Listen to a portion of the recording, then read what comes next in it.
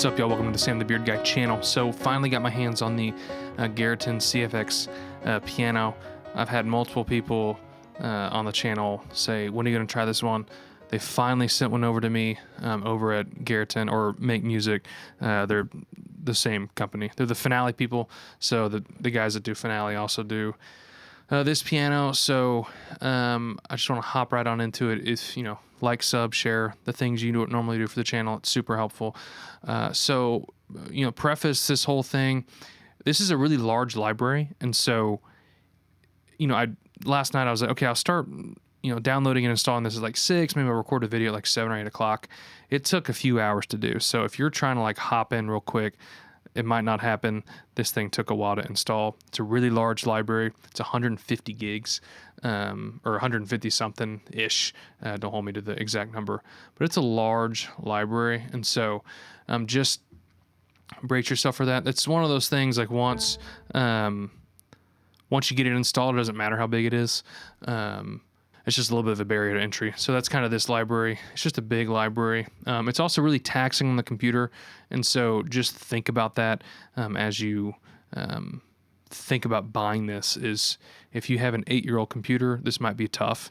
My computer's 4 years old. Loading's a little slow, but that's not the library's fault. That's just I have an older, about 4-year-old, 5-year-old computer. Hopefully getting one soon. So that's kind of that. So let's just hop right on in.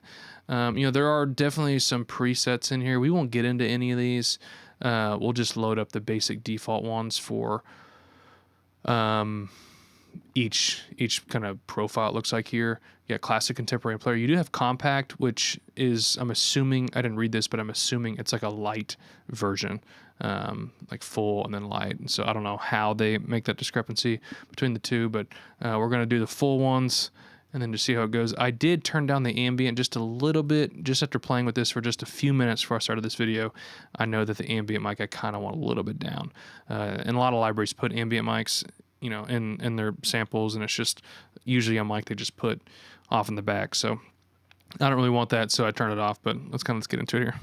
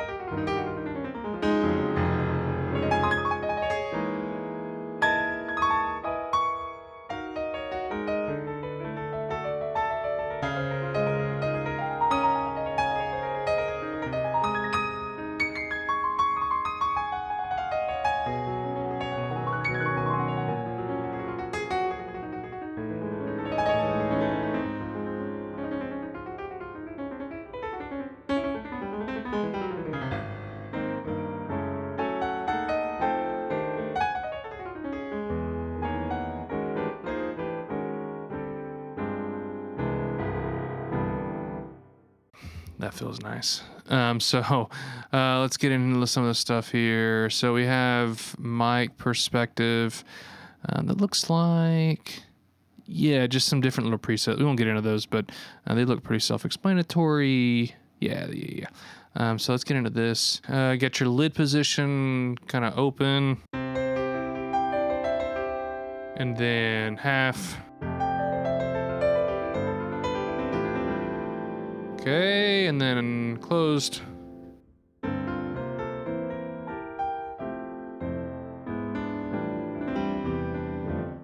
Sounds like I would think it sounds.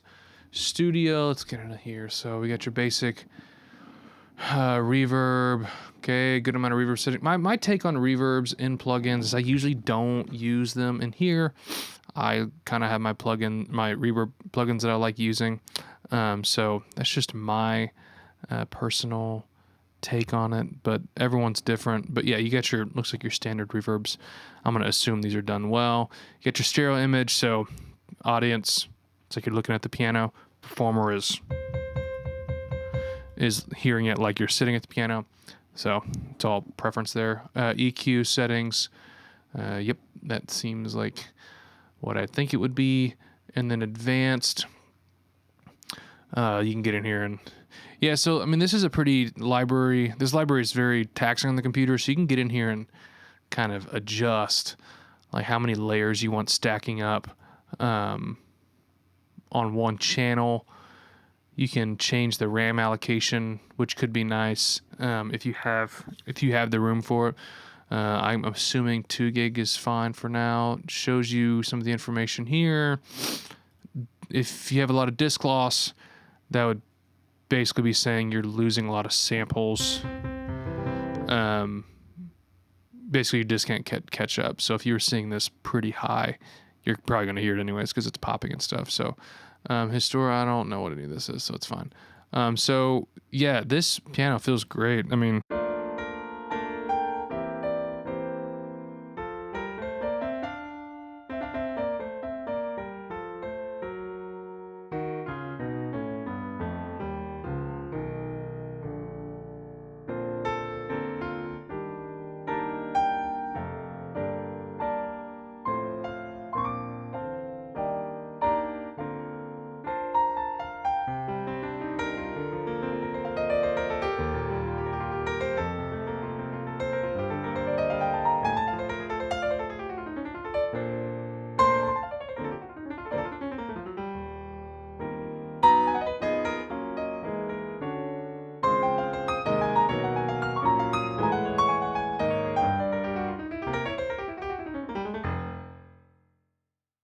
seriously, it feels really good. So let's move on to the next preset, to contemporary.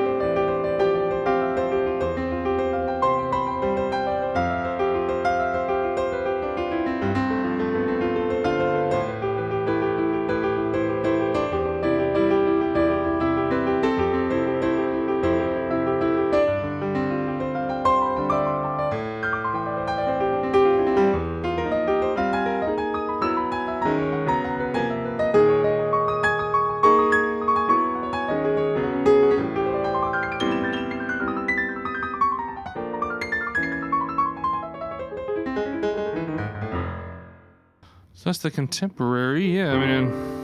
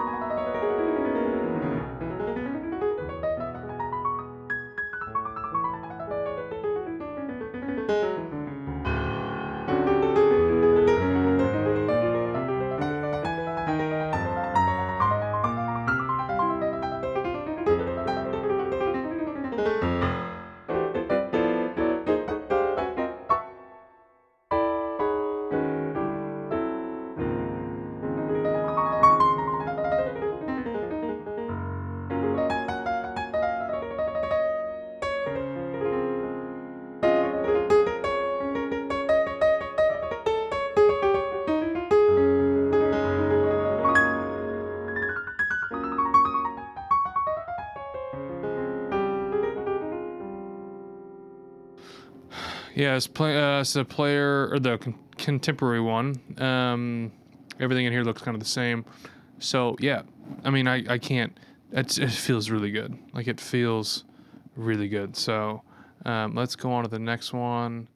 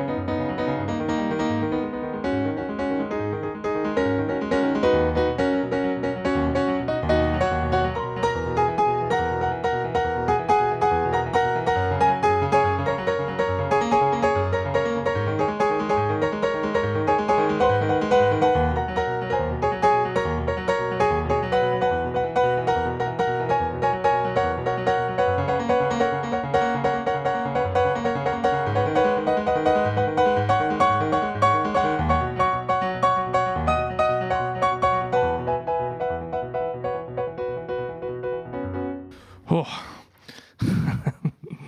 that wears out my left hand, you know? That's tough. Dude. So that's that. There's definitely all these presets in here. the more and more I review these types of libraries, I just don't need to get into these, because they're all going to be, you can just change them here. What makes these libraries what they are is not the presets, it's just the samples or how they're programmed. And so my thoughts on this one. This thing sounds great. Man, it sounds really good. It doesn't, there's some pianos that have a little bit of a tinny feel, or there's some pianos that feel a little lopsided in like how they're EQ'd or produced. There's some pianos that don't handle the high end well.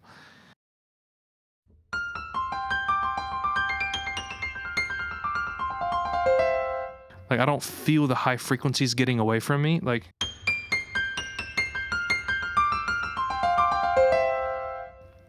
that's bright and shrill, but in a good way. Man, this library, this thing sounds really good. Like I know I say that about a lot of libraries, but this thing feels really, really, really good. Yeah, so this thing goes for $160 US. Man, it is worth it. It really is. This thing feels great. Now, let me caveat that I wouldn't be comfortable using this thing live. It seems like it's such a CPU demanding instrument that I'd feel a little weary about it. But that's me with my computer. If you have a brand new computer, you might feel a little bit better with it. I've learned that these pianos that have this quality of samples that are just so finely and well done, like the nuance in that, they don't translate live. I'd feel totally comfortable with this in a studio. I really can't find anything about this library that I did not like. It's priced really well for what it is. I know that if you're a Finale user, you can use this as a playback piano if you're writing piano charts or piano parts. Granted, I don't know how well Finale will handle. I'm assuming it's fine, or they wouldn't advertise it. But running this through another program, again, this is some of the feedback I got from a lot of people is like, hey, you need a computer that can really handle this library. So that's just not a negative. That just is what it is. So, man, this library easily slides into my top 5.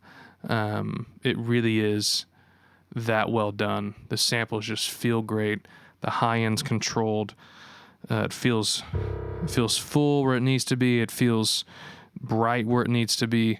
I think what's getting me is the price point is so good. There are a lot of libraries that are $99 that just don't feel like they have the same attention to detail in recording that this one does. And what I love about this is that there's not a ton of like stupid features. Like some of these libraries have, it's like, okay, maybe I use this once a year, but I don't need this thing. And you almost feel like you're paying for it. This, you're just paying for a really well done and really well recorded library. So, man, this thing feels really good. And that makes sense because everyone kept saying it was a good library. So, yeah, highly recommend this one if you need, there are more expensive libraries out there that are going to have a lot more presets and just different instruments. Like Keyscape's always the one that, is one of the most expensive ones, but you're getting, it feels like a bajillion different things. This, you're getting this piano, and it feels great. And so, yeah, highly recommend this one if it's in the budget you're looking for. So, thanks for watching as always. Like, share, sub, comment, all the things, and I'll see you later.